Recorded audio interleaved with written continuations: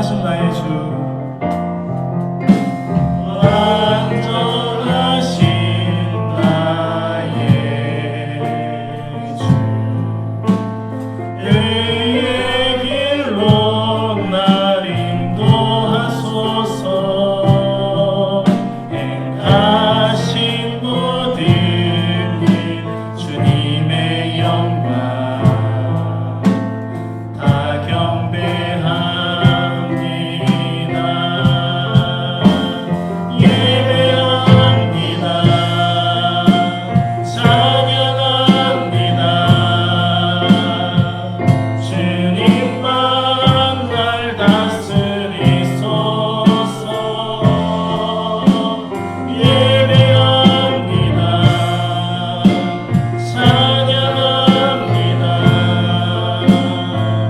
주님 홀로 높임 받으소서.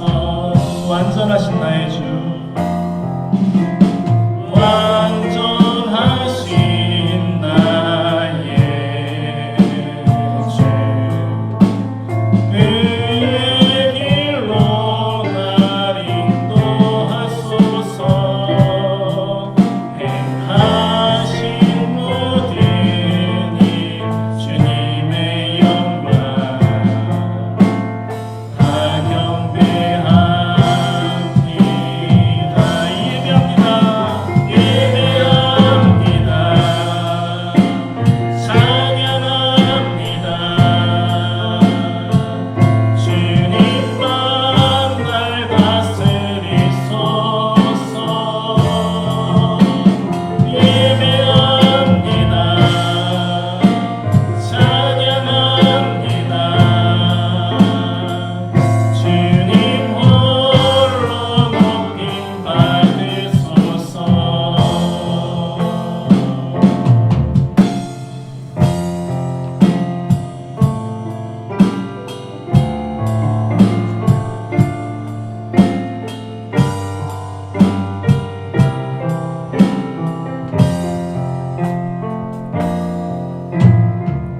세상 흔들리고 사람들은 변하여도 나는 주를 섬기리.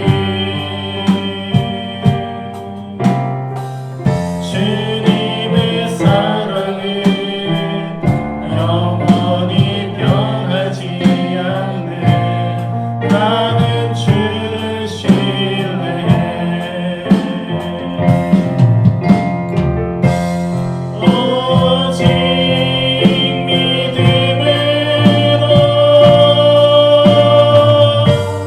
믿음으로 내가 살리라. 오직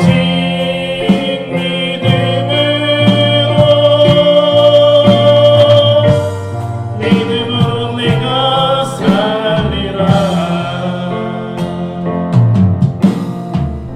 믿음 흔들리고 사람들 주를 떠나도 나는 주를 섬기리.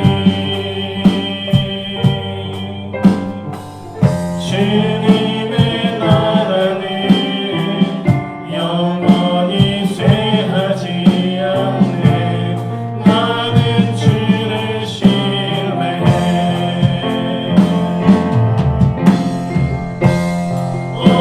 오직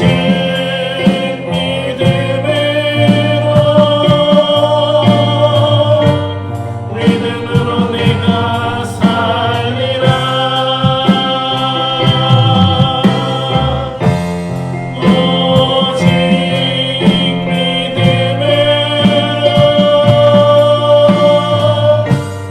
믿음으로 내가 우리 한 번 더 찬양하시겠습니다. 세상 흔들리고 사람들은 변하여도 나는 주를 섬기리.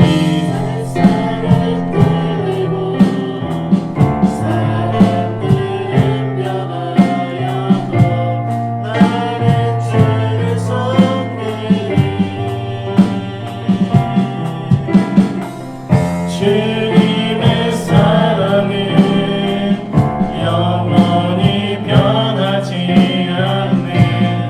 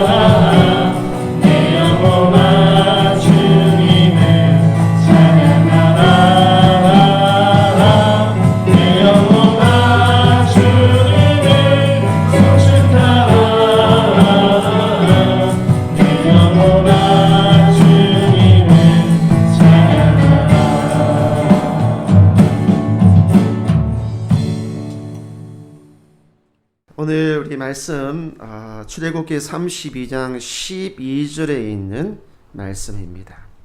함께 보도록 하겠습니다. 출애굽기 32장 12절 저를 따라서 한번 읽어보시기 바랍니다. 어찌하여 애굽 사람들이 이르기를 여호와가 자기의 백성을 산에서 죽이고 지면에서 진멸하려는 악한 의도로 인도해 내었다고 말하게 하시려 하나이까. 주의 맹렬한 노를 거치시고 뜻을 돌이키사 주의 백성에게 이 화를 내리지 마옵소서. 아멘. 이때 지면이라고 하는 것은 온 땅을 의미를 하죠. 땅지자의 면자 동서남북, 동서남북의 온 땅을 지면이라고 이야기를 합니다. 오늘 말씀의 제목 한번 보도록 하겠습니다. 말씀의 제목은 지금도 주님이 찾으시는 한 사람이라고 하는 제목으로 말씀을 나누려고 합니다. 지난 시간 저 개인적으로는 말씀이 너무 은혜가 되었습니다. 하나님과 백성 사이에 모세가 가운데 서서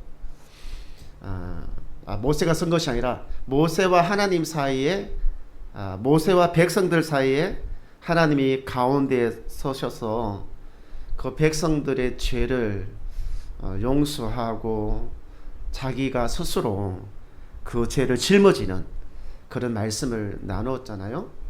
그래서 저도 그 어린 시절의 경험, 이 리어커 사건을 우리 성도님과 함께 나누면서 동네에서 아이들과 리어커를 타고 막 너무너무 정신없이 놀다가 옆에 있는 오토바이의 그 유리창을 깨트리는 바람에 저것이 5,000원이라고 그랬잖아요. 저에게 하루 용돈 10원도 안 되는 사람이 어떻게 5,000원이나 되는 저것을 감당할 수 있겠어요? 그래서 아무리 용서해 달라고 빌어도 용서해 주지 않자 이 사람이 너가 어머니 데려와라. 그래서 우리 어머니가 그 가운데서 말이죠, 그 사람들한테 욕도 들어먹고 왜 자식을 이 모양으로 키웠느냐 이런 말도 들어가면서 삭삭삭삭 빌어서 용서함 받았던 그런 일들을 우리가 함께 나누었습니다. 그러면서 가운데 선다는 것이 무슨 의미인가? 마치 예수님이 그 자신의 백성들의 죄를 대신 짊어지시기 위해 가운데 지신 것과 똑같다 라고 하는 말씀을 함께 나누었습니다.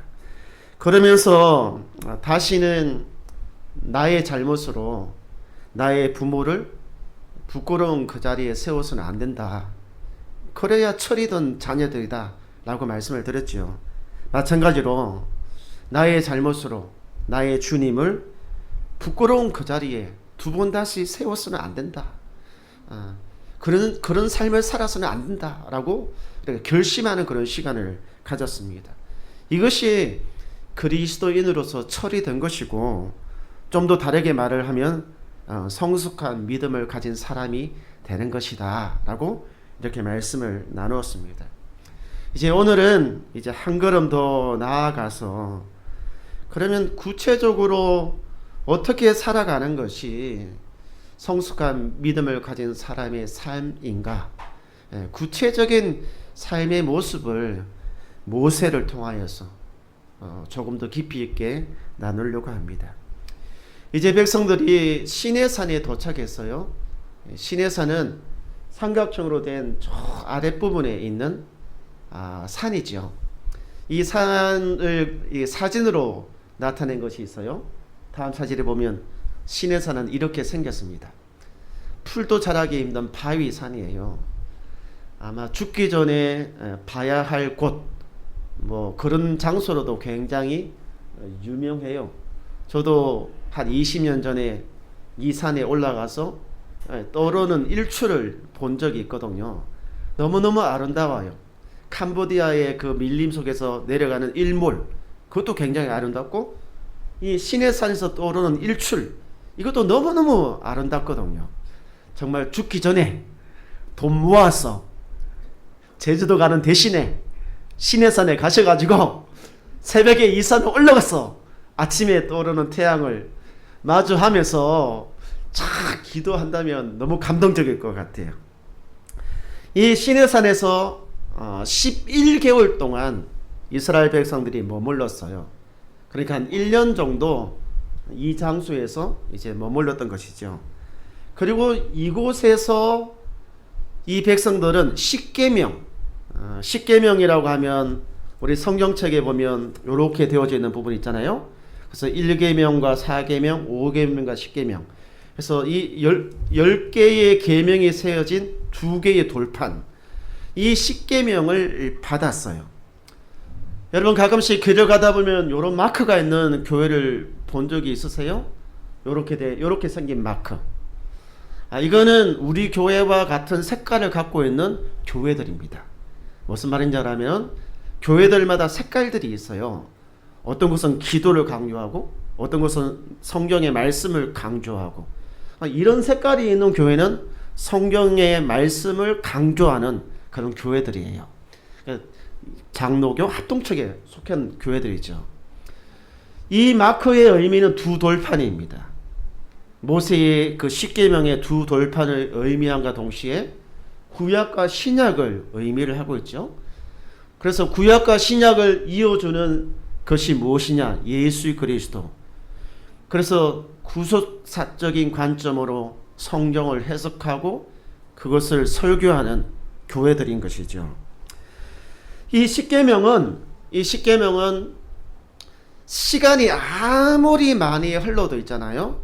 변하지 않아요. 영원 불변의 하나님과 언약인 것이죠. 이스라엘 백성들은 이 10계명을 받았습니다. 그리고 10계명 외에 다른 법들을 또 가지고 이 11개월 동안 시내산에 머무는 동안 정치, 경제, 사회, 문화, 종교적으로 사회적인 시스템을 딱 갖추게 되었던 것이지요. 그래서 그냥 뭐 어종이 떠종이처럼 뭐 그런 사람들이 아니라 이제는 진짜 조직을 갖추고 시스템을 갖춘 그런 사람들, 그런 조직들이 되었던 것이죠. 그런데 참 이처럼 중요한 일들을 하고 있던 중에 저도 그렇고 그 당시에 사람들도 전혀 예측하지 못했던, 상상하지 못했던 일들이 시내산에서 일어났어요. 그것이 뭐냐면 금송아지로서 우상을 만든 그런 사건이었던 것이에요. 출애굽기 32장 4절에 있는 말씀을 보시면 이 백성들이 모세가 잠깐 하나님을 만나려고 그 시내산에 올라가 있는 사이 그가 한참 동안 오지 않으니까 마음이 불안한 거예요. 자기들이 믿고 따르던 지도자가 오지를 않으니까 마음이 너무너무 불안한 가운데 그래서 다른 방법을 찾았어요. 뭐냐? 자기들이 갖고 있는 금을 다 모으기 시작했어요. 금을 다 모아서 그것을 녹여가지고 송아지의 모양을 이렇게 만들었어요. 송아지 형상이라고 되어져 있잖아요. 금 모으기를 해가지고 위기를 벗어나는 것이 아니라 금 송아지를 만들어서 더 어렵게 만들어버린 것이죠. 그러면서 하는 말이 뭐냐면 송아지를 딱 보고 이 송아지 형상이 우리를 인도해낸 하나님이다. 우리를 인도해낸 신이다. 라고 이렇게 말을 하면서 정말 제정신이 아닌 것 같아요. 거기서 춤을 추고 노래를 부르고 난리를 막 치고 말이죠. 예배를 드리는데 하나님께 드려야 되는 예배를 그 송아지 형상에다가 막 예배를 드리는 거예요. 성경에 보면 번제와 화목제를 드렸다라고 성경이 기록되어져 있는데, 여러분 이 송아지 형상, 이 송아지 형상이 뭐냐라면 아피스라고 하는 말 혹시 들어보셨어요? 아피스? 예, 만년필 맞습니다. 이 아피스 만년필 정도면 좀 나이가 좀 있는 거예요, 이제. 예, 40대, 50대. 라떼는 뭐 이렇게 말하는 사람들이죠. 아피스, 예, 우리가 기억하기로는 만년필. 굉장히 유명한 만년필이 아피스 만년필이에요. 근데 이 아피스라고 하는 이 말이 어디서 가져왔냐 그러면 송아지 형상에서 가져왔어요. 자, 여기 다음 그림을 보시면 이집트에 있는 그들이 숭배했던 신의 이름이 아피스입니다. 이거예요, 이거. 그러니까 이것을 만들어 놓고 그곳에서 이렇게 예배를 드리면서 이것이 우리를 인도해낸 하나님이다 라고 이렇게 이야기를 한 거예요. 아, 세상에 참 좀 마음이 힘들고 어렵고 좀 자기들 스스로 생각할 때 좀 고난이 다가왔다라고 생각될 때 그들이 하나님을 찾는 것이 아니라 무엇을 찾아요? 옛날에 자기들이 믿었던 그런 신을 찾아서 숭배를 하는 거예요. 이게 우리도 가끔씩 있잖아요. 평상시에는 할렐루야 뭐 아멘 이렇게 하다가 굉장히 막 급박한 일이 생길 때는 아이고 나마무탈불 아멘 뭐 이렇게 갑자기 막 자기도 모르게 옛날에 자기가 믿었던 그런 그 신에게 했던 그런 것들이 갑자기 나올 때가 있거든요. 이게 이 사람들이 그래요. 갑자기 막 정말 순식간에 이런 일들이 발생을 한 거예요. 그러면서 하나님을 이것과 동일시 시키는 거예요. 이거는 10계명의 1계명, 2계명, 3계명을 어기는 굉장히 무거운 범죄를 이 사람들이 저질러 버린 것이에요. 굉장히 심각한 상황에 가버린 것입니다. 우리가 예수님을 믿고 하나님의 자녀가 됐으면 옛날의 것은 버리고 하나님만을 섬겨야 되는 거거든요. 근데 이상하게 있잖아요. 내가 옛날에 믿었던 이것을 잘 버리지 못해요.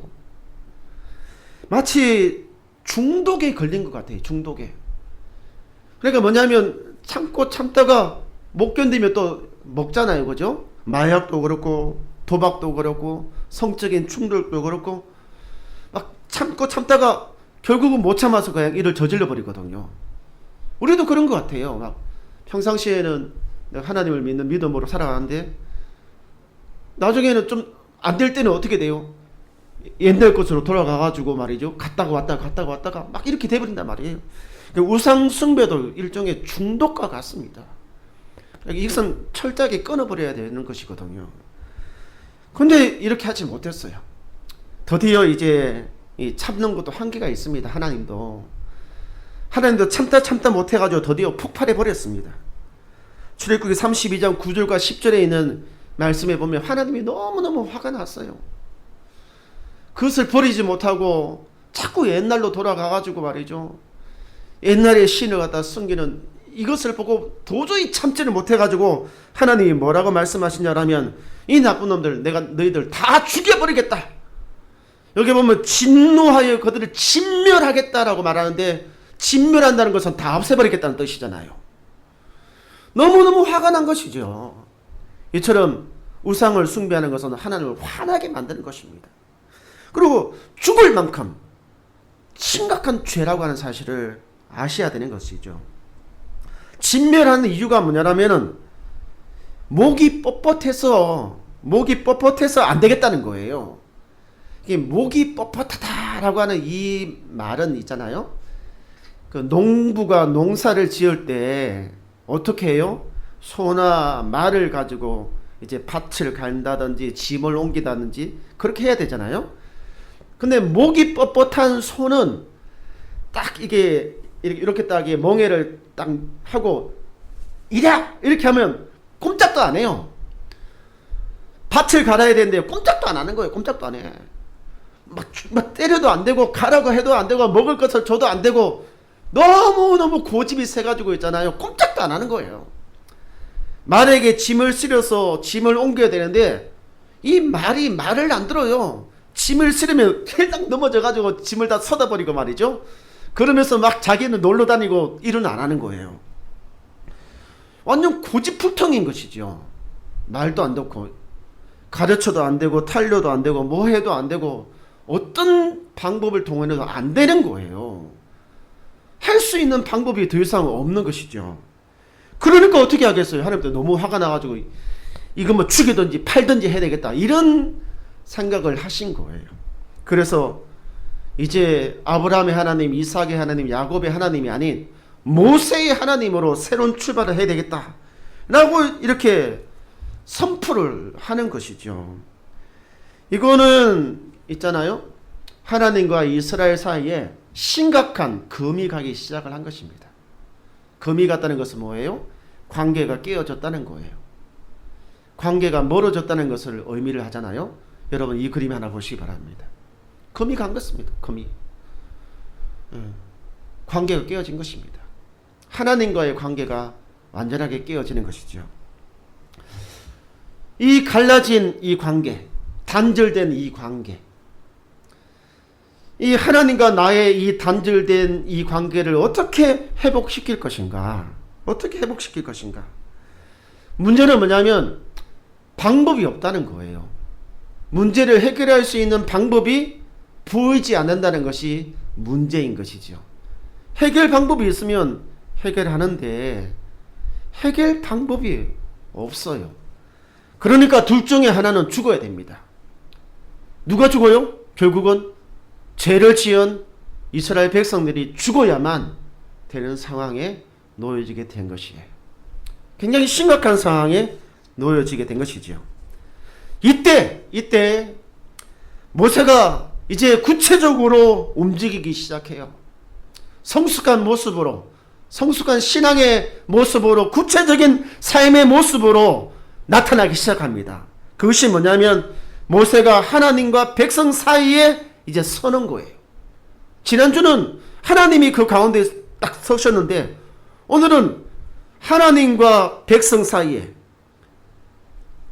가운데 모세가 딱 서서 생명을 걸고 중재에 나서기 시작을 합니다. 생명을 걸고. 그러니까 우리가 하나님 앞에 선다는 것은 있잖아요, 단순한 문제가 아니에요. 특히 죄를 지었을 때는 생명을 걸어야만이 되는 문제거든요. 그러니까 모세는 지금 자기의 생명을 걸고 중재에 나서는 것이죠. 자, 어떻게 중재를 하느냐? 출애굽기 32장 11절과 12절에 기록이 되어져 있어요. 우리 성도님 한번 저를 따라서 해보시기 바랍니다. 모세가 그의 하나님 여호와께 구하여 이르되 여호와여 어찌하여 그 큰 권능과 강한 손으로 애굽 땅에서 인도하여 내신 주의 백성에게 진노하시나이까? 이게 무슨 말이냐라면 하나님께서 하나님의 자녀를 이렇게 데려와 인도해 놓으셨는데 왜 데리고 온 다음에 죽이십니까? 라고 하는 의미인 것이죠. 그 다음에 출애굽기 32장 12절 한번 저를 따라서 해보시기 바랍니다. 어찌하여 애굽 사람들이 이르기를 여호와가 자기의 백성을 산에서 죽이고 지면에서 진멸하려는 악한 의도로 인도해 내었다고 말하게 하시려 하나이까? 이게 11절과 12절의 이 구절들이 이제 정말 그 성숙한 믿음을 가진 모세가 백성과 하나님 사이에서 중재에 나서서 백성도 살리고 하나님의 명예도 지켜내는 그런 일들을 했다는 거예요. 여러분 잘 이 성경 구절을 읽으면서 잘 이해가 잘 안 될 수도 있어요. 근데 이런 뜻입니다. 제가 쉽게 설명을 하면 이런 뜻이죠. 하나님께서 이 자녀들을 데리고 하나님께서 이 자녀들을 태어나게 하시지 않았습니까? 하나님이 이 자녀들의 부모인데 부모가 어떻게 자식을 죽일 수 있습니까? 만약에 부모가 자식을 죽이면 사람들이 뭐라고 이야기하겠습니까? 자식을 죽인 부모라고 말하지 않겠습니까? 손가락질 하지 않겠습니까? 그런 일 하지 마십시오. 그거는 하나님을 명예롭게 하는 일이 아닙니다. 라고 이렇게 이야기를 하는 거예요. 그래도 아마 우리 성도님들이 이 성경 구절이 좀 이해가 되기 힘들 거예요. 최근에 있잖아요, 뉴질랜드라고 하는 땅에서 아주 엽기적인 살인이 일어났잖아요. 뉴스 보셨을 거예요. 40대의 엄마가 2명의 초등학생을 죽였어요. 그리고 가방에다가 그 시신을 갖다 숨겨버렸습니다. 이야기 들었죠? 근데 이런 사건이 있잖아요. 1년에 몇십 건씩 일어난대요. 우리 중에는 그런 사람 없을 거예요. 그죠? 부모가 자식을 죽인다? 이 끔찍한 일을 누가 하겠어요? 근데 그 엄마는 했대요. 초등학생인데 2 자녀를 죽이고 시신을 갖다 가방에다 집어넣고 버리고 자기는 도망을 간 거예요. 어디로 도망을 갔어요? 울산으로 갔대요. 왜 하필이면 울산이야 진짜. 울산 내 고향인데 고향 이미지 나빠지게 울산으로 가서 그 사람이 잡힌 거예요. 이렇게. 여러분, 자식을 죽인 이 엄마에 대해서 어떻게 생각하셔요? 뭐 이유가 있겠지. 뭐 자식을 죽일 만한 이유가 있겠지. 혹시 그렇게 말씀하시는 분 계셔요? 아휴, 그 애들이 너무 말을 안 들어서 죽였대. 여러분 어떻게 생각하세요? 이유가 됩니까 안 됩니까? 그 2명의 아들이 있잖아요. 엄마 말을 죽으라고 안 들었대. 목이 뻣뻣해가지고 완전 청개구리 같은 애들이라 가지고 목 잘라 죽여볼 때 말이 돼요 안 돼요? 말이 안 되는 거예요. 저도 그 뉴스를 딱 처음 접하고 난 다음에 저희 집사람이랑 이야기 나눌 때 어떻게 이야기했냐면, 왜 죽일 거면 왜 나왔대? 응? 차라리 나치를 말지. 어떻게 저기 부모냐고. 부모가 어떻게 저런 일을 할 수 있냐고. 제가 뭐 이렇게 우리가 둘이 앉아서 막 입방아를 막 찍었어요. 이렇게 들리든 말든 전 나쁜 XX라고 엄청 욕을 해대기 시작했거든요. 마찬가지예요. 사람들이 뭐라고 하겠어요? 하나님이 자기 자녀들을 다 죽였대. 왜 죽였어? 너무 말을 안 들었대. 너무 말을 안 들어가지고 그 엄청난 사람들을 다 죽였대. 그러면 말 안 들으면 다 죽여도 되는가? 야, 그럼 말을 안 듣는다고 죽여? 부모가 돼가지고? 사람들이 뭐라고 하겠어요? 야, 그 하나님은 그 제대로 된 신이 아니야. 말 안 듣는다고 죽이면 민주 말 잘 들어요? 도진이 말 잘 들어요? 광희 말 잘 들어요? 다 죽여야 되겠네. 말을 안 듣는다고 죽입니까? 혜정이 말 듣습니까? 시우 말 들어요? 치젤이, 아이고, 우리 애들도 원치도 말 안 듣고, 말 안 듣고, 말 안 들을 때마다 목 졸라서 죽이고 말이죠. 가방에 담아가지고 막 해버리고. 이거 안 되는 거예요, 안 되는 거. 그렇게 되면 있잖아요. 주변에서, 아이고, 누구 엄마가 말 안 들어서 죽였다네. 입방아 찍게 해가지고 그 이야기가 베트남, 중국으로 전 세계로 다 수출된다니까요. 입방아 다 찍어가지고. 우리 하나님, 자기의 백성을 죽인 하나님으로 만들어서는 안 되는 거잖아요. 이거는 있을 수도 없는 일이거든요. 너무 화가 났다고 하더라도. 믿음이 성숙한 사람은 이 모든 것들을 깨뜨려 봐요. 그래서 자기의 백성도 살리고 하나님의 명예도 지켜내는 그런 새로운 제안을 하기 시작을 하는 거예요. 모세가. 다른 사람들이 보지 못하는 새로운 제안을 자신의 목숨을 걸고 해내는 것이거든요.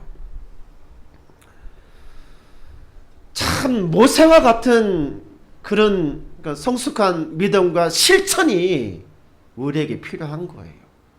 우리도 이 세상을 살아가는 동안 우리 주변에 있는 사람들의 생명을 그리스도의 생명으로 채우고 또 하나님의 명예롭게 만드는 그런 지혜로운 삶을, 성숙한 믿음의 삶을 살아가야 되는 거거든요. 하나님은 늘 언제나 이런 사람을 찾으셨습니다. 예레미야 5장 1절에 있는 말씀에 보면 한 사람, 그런 사람 한 사람만 내가 찾는다면 너희들을 용서하고 너희들을 살려주겠다. 그 한 사람 찾기가 참 힘든 거예요. 예수님께서는요, 그러한 삶을 살아가셨습니다. 요한일서 3장 16절에 있는 말씀에 보면 이렇게 기록이 되어져 있잖아요. 그가 우리를 위하여. 요한일서 3장 16절에 그가 우리를 위하여. 그가 누굽니까? 예수님이잖아요. 우리라고 하는 것은 누굽니까? 저를 포함해서 우리 모두를 의미를 하고 있잖아요. 예수님이 우리를 위하여 어떻게 하셨다는 거예요? 목숨을 버리셨다는 거예요. 그 가운데 서서 목숨을 버렸다는 거예요. 모세는 생명은 걸었지만 죽지 않았습니다. 그렇지만 예수님은 자신의 생명을 걸고 실제로 자신의 생명을 바쳐서 우리를 살리고 자신의 생명을 걸어서 자기의 명예를 스스로 지켜냈던 것이거든요. 예수님이 스스로의 목숨을 버리고 지켜낸 명예. 예수님이 그러한 삶을 사셨다는 거예요. 예수님께서. 그러면 우리는 어떻게 살아야만 될까요? 어떻게? 이것이 문제인 거잖아요. 지금도 하나님은 모세와 같은 사람을 찾고 계시거든요. 지금도 하나님은 예수 그리스도를 닮은 삶을 살아가는 사람을 찾고 계신단 말이에요.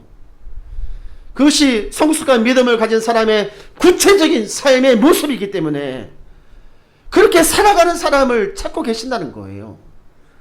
여기 보면 우리가 이로써 사랑을 알고, 이게 뭐예요? 그의 죽으심을 통해서 우리가 사랑을 알게 된 거잖아요. 다시 말하면 그의 죽으심을 통해서 그의 생명이 우리에게 온 거예요. 내가 살게 된 거잖아요. 그러니까 우리가 어떻게 살아야 된다고 말씀하고 있습니까? 우리도 그렇게 살아야 된다. 형제를 위하여 목숨을 버리는 삶을 살아야 된다 라고 말씀을 하고 있는 것입니다.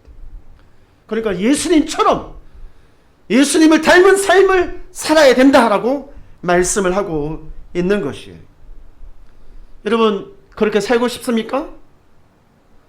우리 마땅히 그래야 된다라고 표현을 하는 걸 보면 당연히 그렇게 살아야 된다라고 성경은 기록하고 있잖아요. 그런데 이제 좀 부담이 되는 것이 뭐냐면 자기의 목숨을 버리는 것. 야, 내가 내 이웃을 위해서, 내 가족을 위해서, 내 자녀를 위해서 내 목숨을 버려야 돼?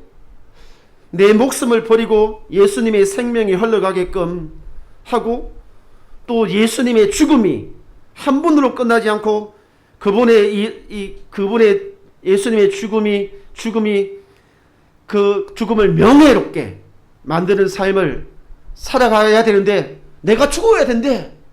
아, 이거 부담스러워 죽겠네 이거. 나는 살고 싶은데 죽어야 된대. 이렇게 생각할 수 있잖아요.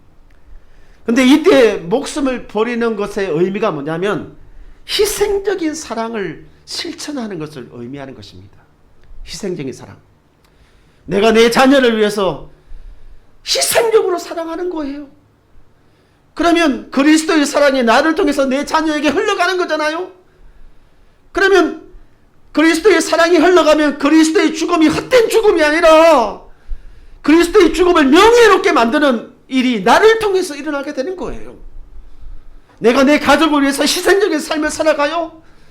그러면 내 가족에게 그리스도의 사랑이 흘러가요. 그리고 그리스도의 생명이 흘러가요. 그러면 어떻게 되는 것입니까? 나를 통하여서 내 가족이 살아나는 거잖아요. 그리고 나를 통하여서 그리스도의 죽음이 명예롭게 되는 일이 일어나게 되는 것이에요. 내가 내 이웃을 위해서 정말 희생적으로 살아가요. 헌신적으로 살아가요. 내 이웃의 아픔을 함께하고 고통을 함께하고 눈물을 함께하고 그러면 어떻게 되겠어요? 내 이웃이 나를 통해서 그리스도의 사랑을 경험하게 되는 거잖아요. 그리스도의 사랑을 경험한다는 것은 그리스도 예수를 알게 되고 영접하고 하나님의 자녀가 된다는 것이잖아요. 그 사건이 그리스도의 십자가의 사건을 지금 우리의 현장으로 가져오는 거예요. 그리스도의 죽음을 헛된 죽음으로 만들지 않는 것이 된다는 거예요. 주님께서는 지금도 있잖아요. 나를 통해서 그 누군가를 살리기 원하고 나를 통해서 그분의 죽음이 헛된 죽음이 되지 않기를 원하고 계십니다. 성숙한 믿음의 사람은 이 두 가지를 일생의 사명으로 알고 살아가는 사람들인 것이죠. 우리 이런 희생적인 사랑을 내 가족에게, 내 이웃에게 전할 수 있는 우리 성도님이 되시기를 주의 이름으로 축원드립니다. 아멘. 우리 찬송가 322장에 있는 찬양입니다.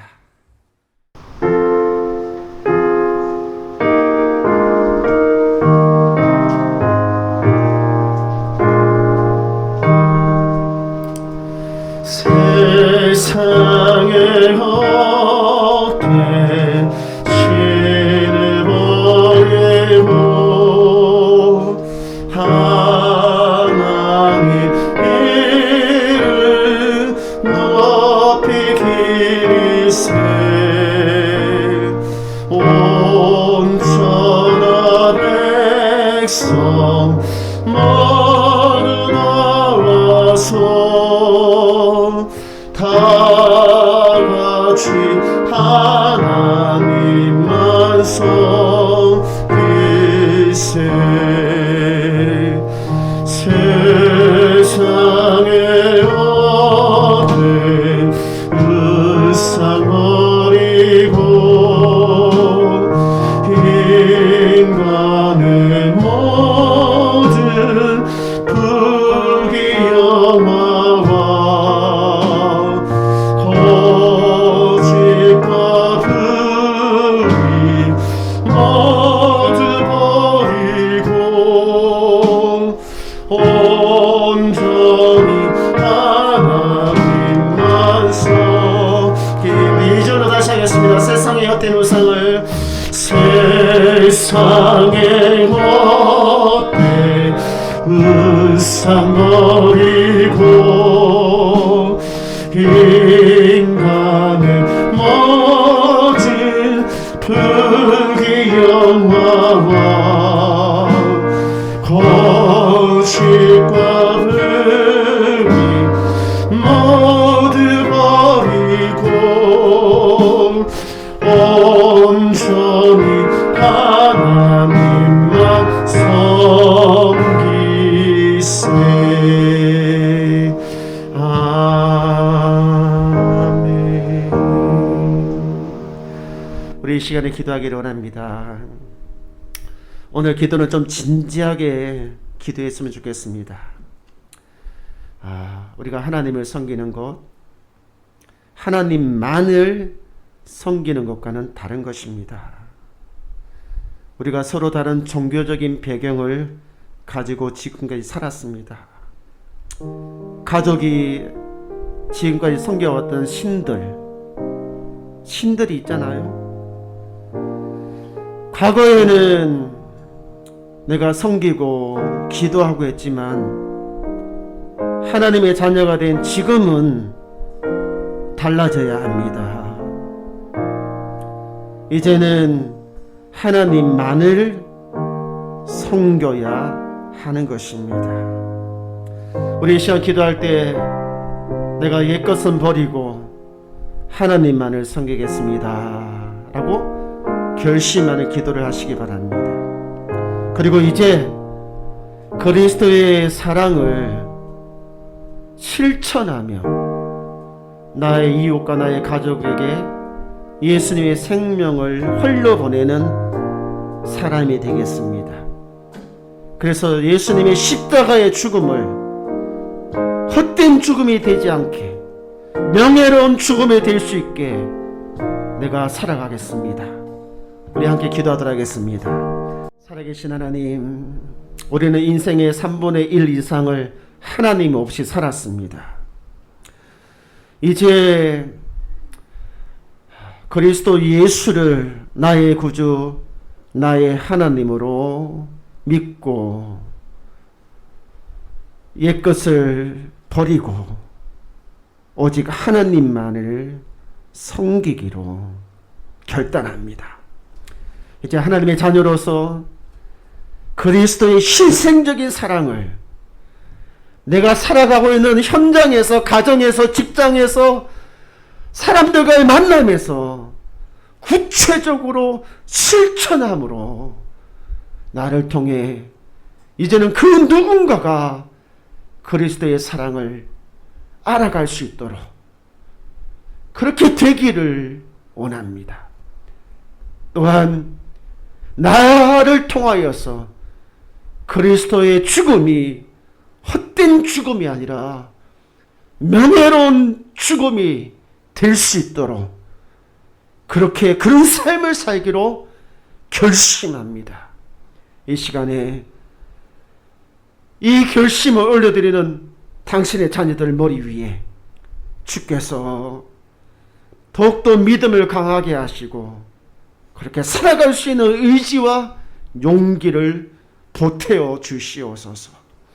이제는 우리 주 예수 그리스도의 그 크신 은혜와 하나님 아버지의 놀라신 사랑과 성령 하나님의 감화 감동 교통하심이 하나님만을 믿고 그리스도의 사랑을 실천하며 그리스도의 죽음을 명예롭게 하기를 결심하는 성도와 교회들 위해 이제로부터 영원토록 함께 있을지어다.